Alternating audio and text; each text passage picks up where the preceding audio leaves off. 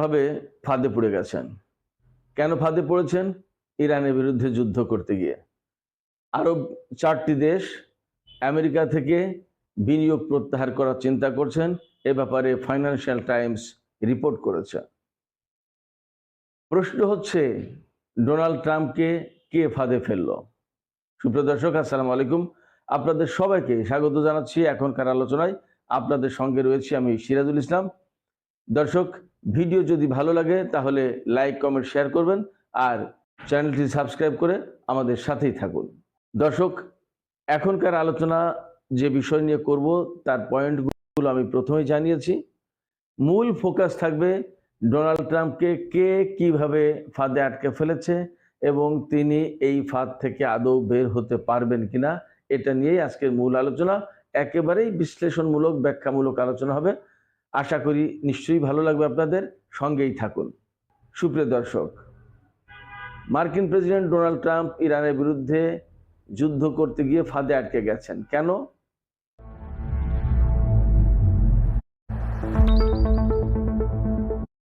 Israel এবং আমেরিকার বিরুদ্ধে এইভাবে মোকাবেলা করবে এবং এইভাবে ঘুরে দাঁড়াবে, রুখে দাঁড়াবে এবং প্রচন্ডভাবে মার দিয়ে দেবে তাদেরকে, এটা তারা ভাবতেই পারেনি। ভাবতে পারেন আপনারা যে আমি বুঝি বাড়িয়ে বলছি? না। সুপ্রিয় দর্শক, কুয়েতে আমেরিকা স্বীকার করেছে তাদের প্রথমে 4 জন সেনা মারা গেছে বলেছে, পরে এই সেনা সংখ্যা 6 জন, আজকে তারা বলছে 7 জন। ইরানের পক্ষ থেকে দাবি করা হচ্ছে, এবং শুধু শুধু দাবি করা হচ্ছে না, এটা বিভিন্ন গণমাধ্যমে খবর আসছে। কুয়েত, সংযুক্ত আরব আমিরাত, সৌদি আরব এবং বাহরাইনে অন্তত 600 থেকে 800 সেনা, মার্কিন সেনা হতাহত হয়েছে। তার ভেতরে নিহতের সংখ্যা অনেক, সেটা কয়েকশো হবে, ব্যাপারটা এরকম।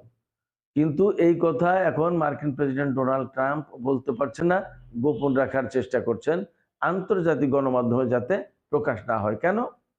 তাতে আমেরিকার প্রভাব প্রতিপত্তি ক্ষুণ্ণ হবে, আমেরিকার সামরিক কৌশল মার খেয়ে যাবে, আমেরিকার অস্ত্রের ধার খুব একটা নেই একথা প্রমাণ হয়ে যাবে। অর্থাৎ আমেরিকার অস্ত্র খুব কার্যকর নয়, এটা প্রমাণ হবে। তাছাড়া আমেরিকার সেনারা আসলে কতটুকু যোদ্ধা সেটাও প্রশ্ন হয়ে দাঁড়াবে। এই জন্য এই সমস্ত কথা ভীষণভাবে চেপে যাওয়া হচ্ছে, গোপন করা হচ্ছে। খোদ পশ্চিমা গণমাধ্যমই এভাবে কম বেশি কথা বলছে।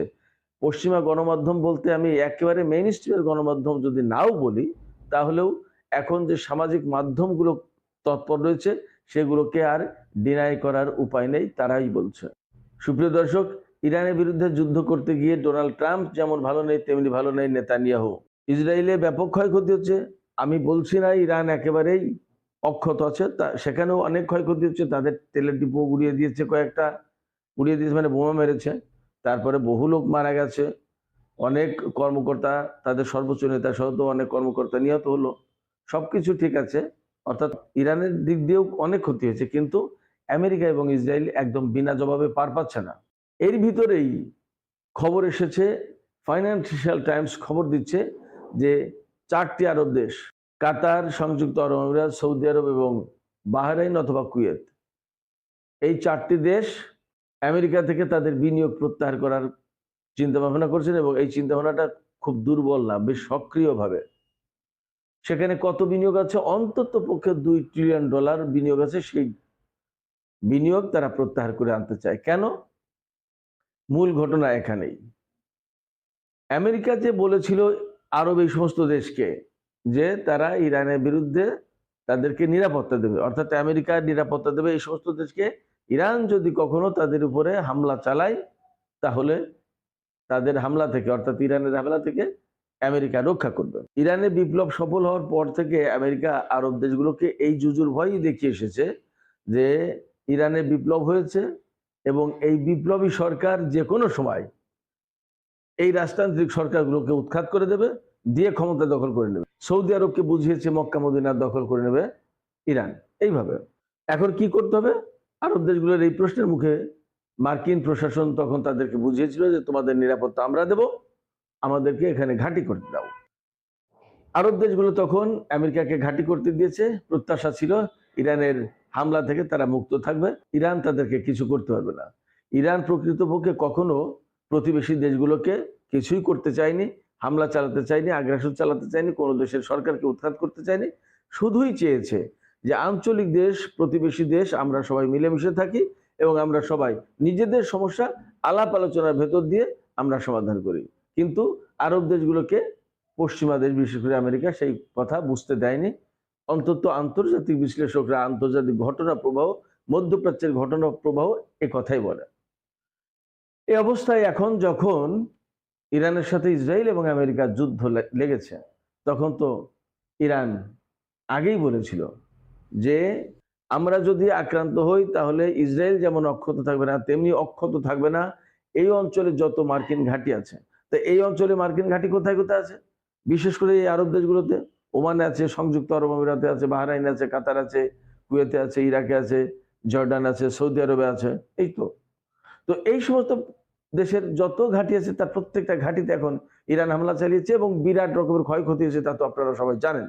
রাডার সিস্টেম ধ্বংস হয়েছে, ক্ষেপণাস্ত্র প্রতিরক্ষা ব্যবস্থা থার্ড, পেট্রিয়ট, এগুলো ধ্বংস হয়েছে, তাদের বিমান ধ্বংস হয়েছে, তাদের হেলিকপ্টার ধ্বংস হয়েছে, তাদের বিমান ঘাঁটি, সামরিক ঘাঁটি ধ্বংস হয়েছে, নৌ ঘাঁটি, পঞ্চম নৌবহরের ঘাঁটি বাহরাইনে যেটা, সেটা ধ্বংস হয়েছে।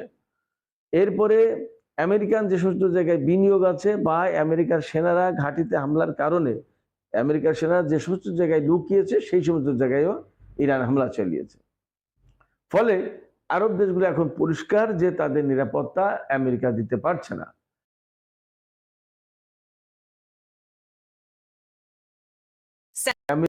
আর আস্থা রাখা যায় না, এই কথা বলছে আরব দেশগুলো। সেই কারণে আরব দেশগুলোই আমেরিকা থেকে তাদের বিনিয়োগ করা অর্থ ফেরত আনতে চায়। এই ব্যাপারে কাতারের emir Tamim bin Hamad Al Thani তিনি মার্কিন প্রেসিডেন্ট ডোনাল্ড ট্রাম্পের সাথে কথা বলেছেন এবং আমরা যে দেখলাম ডোনাল্ড ট্রাম্প সেদিন বললেন যে কঠিন আঘাত হানবো ইরানের বিরুদ্ধে, তারপরে কিন্তু ওই রকম কঠিন আঘাত আর হানা হয়নি। এর কারণ কি? আমি একটা ইঙ্গিত দিয়েছিলাম গতকালের ভিডিওতে যে সম্ভবত রাশিয়া থেকে ডোনাল্ড ট্রাম্পকে ভিন্ন কোনো বার্তা দেওয়া হয়েছে। এখান থেকে তো বার্তা দেওয়া হয়েছেই, একইভাবে কাতারের আমির যে ফোন করেছেন সেই ফোনে ওই বার্তা ছিল যে নো, ডোন্ট ডু দ্যাট। ইরানের বিরুদ্ধে যত আপনি হামলা চালাতে যাবেন ইরান তত বেশি ফেরোসাস হয়ে যাবে, তত বেশি ডেঞ্জারাস হামলা করবে আরব দেশগুলোর উপরে, এতে আলটিমেটলি আমরা ক্ষতিগ্রস্ত হব। আপনার ঘাঁটি গেছে তো গেছেই, আমাদের দেশ, আমাদের জনগণ, আমাদের স্থাপনা, আমাদের সম্পদ নষ্ট হবে, এটা আপনি করতে পারেন না।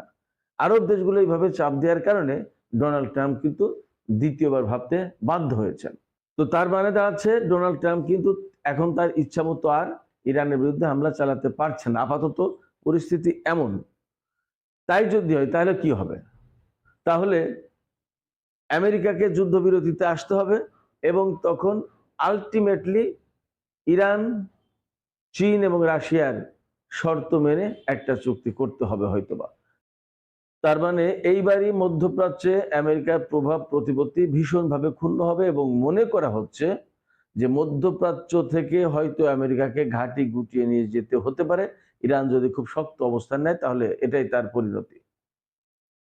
এই জায়গায় সর্বশেষ যে প্রশ্ন এসে দাঁড়াচ্ছে, ডোনাল্ড ট্রাম্প পুরোপুরি ফাঁদে পড়েছেন তাতে কোনো সন্দেহ নেই। প্রশ্ন হচ্ছে এই ফাঁদে ফেলানোর কাজটা কে করলো?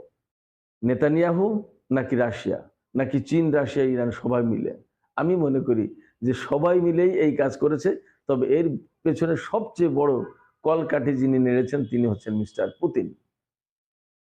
পুতিন প্রকাশ্যে আমেরিকার হামলার বিরোধিতা করেনি, ইসরায়েলকে বিরোধিতার ব্যাপারে কোনো কথা বলেনি, থামতে বলেনি, আবার ইরানকে ভেতরে ভেতরে ব্যাপকভাবে সাপোর্ট দিয়ে গেছে। এবং আমি সবসময় বলি, যেহেতু সোভিয়েত রাশিয়ার পতনের পর আমেরিকা এককেন্দ্রিক বিশ্ব ব্যবস্থা গড়ে তুলেছে এবং এই এককেন্দ্রিক বিশ্ব ব্যবস্থা গড়ে তোলার পরে সারা বিশ্বে কি ধরনের ডিফিকাল্টিস তৈরি হয়েছে, কি ধরনের প্রবলেম তৈরি হয়েছে, এটা মিস্টার পুতিন খুব ভালো করে জানেন। কারণ তিনি কেজিবির প্রধান ছিলেন। আমেরিকা কোথায় কোথায় দুষ্টুমি করে এবং কোথায় কোথায় কুচক্র করে এবং দুষ্টু বুদ্ধি পাকায়, এটা পুতিনের চেয়ে ভালো আর কেউ জানে না।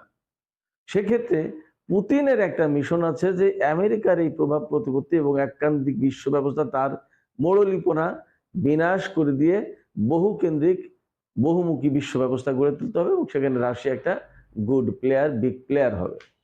এর সাথে চীন এবং ইরান তো আছেই।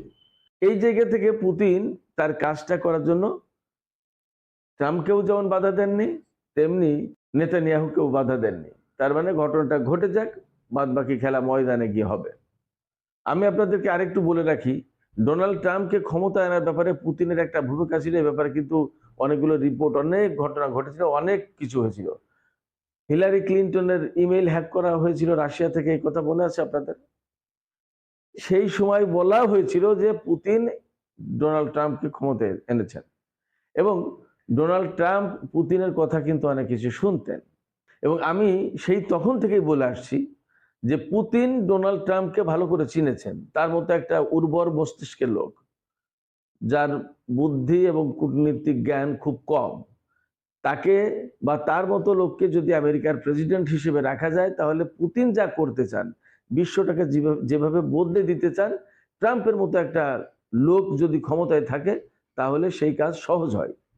সেই কাজের একটা চূড়ান্ত পর্যায়ে এসে এই যুদ্ধটা লাগিয়ে দিয়ে তাকে বিশ্ব অঙ্গনে নাস্তানাবুদ করে দিয়ে, তার প্রভাব প্রতিপত্তি, তার সামরিক শক্তি, তার কূটনৈতিক অবস্থান, তার রাজনৈতিক অবস্থান, তার অর্থনৈতিক অবস্থান সবকিছু ক্ষুণ্ণ করে দিয়ে একটা কোণঠাসা অবস্থায় ফেলে দিয়ে একেবারে বস্তাবন্দি করে আমেরিকায় ফেরত দেওয়ার ব্যবস্থা করবেন।